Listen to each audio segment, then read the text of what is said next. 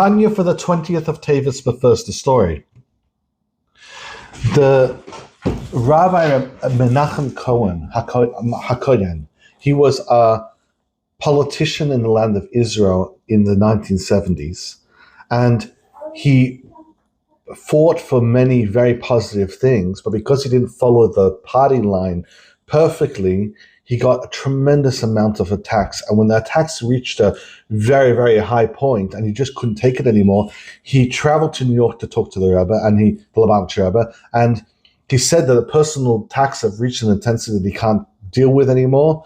And he said, I'm done. Maybe I should just leave this entire business. What do I need it for? And he was ready to leave. It had reached too much. And the Rebbe responded to him like this. The Rebbe said, what you're doing, you don't need to stop, and you shouldn't be afraid of anyone. You have to continue doing it. And the Rebbe added something very interesting. The Rebbe said, the Hasidic movement became stronger because of its opponents.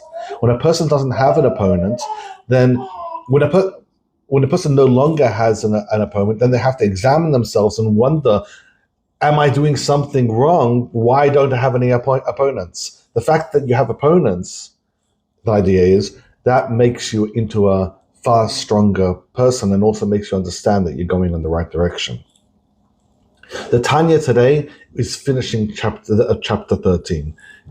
Chapter 12 and chapter 13 are already starting to explain the Beinani and starting to explain the answers to the questions. Where we've dealt with so many questions inside the first book, the first chapter of the Tanya, and now we're circling around and explaining all the answers. So far, we answered three answers so far. We explained about Rabbi calling himself a Beinani. We talked about the fact that both of them are judges, and we talked about the fact that a person needs to see themselves as a Rasha and don't believe the whole world when they says that he's a tzaddik. That being said, the Alter Rebbe now says that when the Beinani is praying, even though he's experiencing a tzaddik-like experience, he shouldn't think that it's really a tzaddik-like experience. He needs to be realistic with himself, and he needs to realize that he really is a Beinani. And when he's having a tzaddik-like experience during davening, and he's so overwhelmed with love towards Hashem, and he thinks, oh, perhaps I'm a tzaddik, really you should know he's not a tzaddik, and he's a Rasha-like experience. And this could be very downing for the Beinani, but also we're basically saying, in other words, that the Beinani doesn't really have a truthful tzaddik experience, and that's what today's chapter is going to deal with: the truthfulness of the Beinani's service and how truth itself works. Tanya. V'hinei, midas ava zu ha'amura b'beinanim b'shas ha'tfilah yidei hiskabrish ha'nefesh ha'elokis cholom. This love that the Beinani gets during davening from the godly soul, which we spoke about, that during davening he's fully overwhelmed with this experience. In a legabe medregas hatzadik ovdei Hashem be'emes lamite ein bechinas ava zu nikris b'shem avodas emes klal. Ma'acha shechelefes v'yivedes achat tfilah k'sev svas emes tikin ad v'ad argia l'shoyn shaker. This is a very, very interesting point, and this changes quite a lot of what we can understand so far about the Beinani versus tzaddik. We thought until now that the Beinani, when he has a tzaddik-like experience and he's davening, he's exactly like a tzaddik. And that's the tzaddik's type of level, and the Beinani experiences it for a bit. And the Alter Rebbe says the truth of the matter is, if you want to get really technical, it's not really precise. The Beinani does not experience a truthful level of a tzaddik. Why not? Why is this not the case? Because if it would be truthful, it would be constant. Truth means that it's absolutely true and it doesn't have a moment of falsehood. It's absolutely true. Shlomo Melech wrote that the lips of truth are established forever and the tongue of falsehood is only a moment.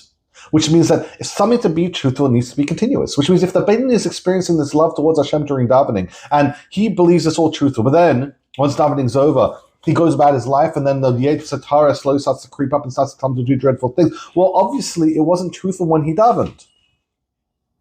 Continues the Alter Rebbe, because this is quite a sad thought to think about. V'afal PK, nonetheless, even though this is true, that it's not the truthful level on the level of the tzaddik, because in the case of the Beinani, it does return and he doesn't have it continuously.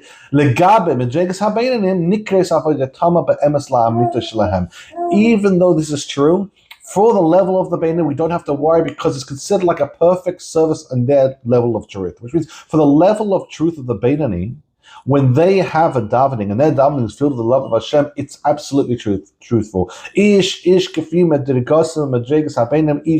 person based on his level within the Beinonim. Beinonim can be subdivided into many different levels.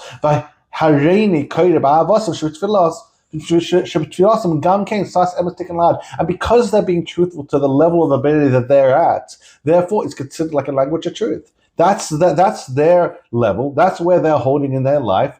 So it's considered absolutely true. Because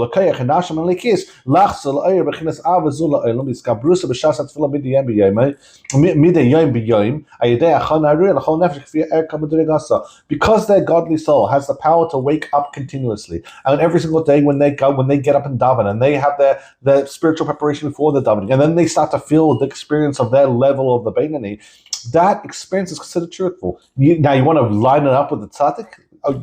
That'd be a possibility. It would not consider to be truthful if you would line it up with a tzaddik. But we're not. Why are we trying to compare a tzaddik to a Beinoni? A tzaddik is a tzaddik. A Beinoni is a Beinoni. So for the Beinoni's level where he's holding, this is considered absolutely true. Perhaps an example, not from the Tanya itself, but perhaps an example that if you have a preschool kid and you ask them to draw a picture, and then you ask an artist to draw a picture, and you measure them both up against each other, you say, well, the child's artwork is not artwork in the slightest, and the artist's work is stunning. But then when you say, wait a second, is this good work for the level where the preschool is holding? And yeah, the preschool worked very hard on it, and the preschool understood a few artistic ideas and implemented them into this drawing. And for that artist of a preschooler, that preschooler did a perfect artwork. Is it really perfect compared to the artist? No, everyone understands that one looks great and one doesn't. But at the same time, for the level of preschooler, this is absolute perfect service. To understand how it works in regards to truth having multiple levels, because truth is truth.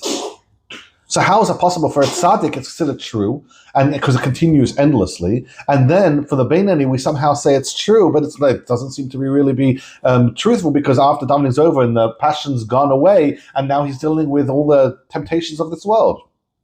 So what we're explaining is that in every level, I'll say it outside, in every level of all the higher worlds, there is the core and the essence of that level, and that's considered the truth of that level. So as the Beinoni is in the Beinoni level, he's able to reach the truth within that level. And that's not the same as a level, as you can imagine, that's far higher than the truthfulness of a tzaddik. Let's read inside. The attribute of truth is the attribute of Yaakov. And this is called the middle bolt. This is a Kabbalistic terminology for the middle of Yaakov of Emes. It's called the middle bolt that secures everything from end to end. So it travels through the boards and it comes through on the other side, and that's like the innermost bolt that secures absolutely everything. Miruma Milas and Madregas at Soif Kol Dagon, from the highest of worlds to the lowest of worlds. And through every level, where does that bolt travel through of every single level? It travels through the center location, the place that equalizes within every single level, which is the attribute of truth. And the attribute of truth is a endless inheritance. And it has no limit to the highest levels.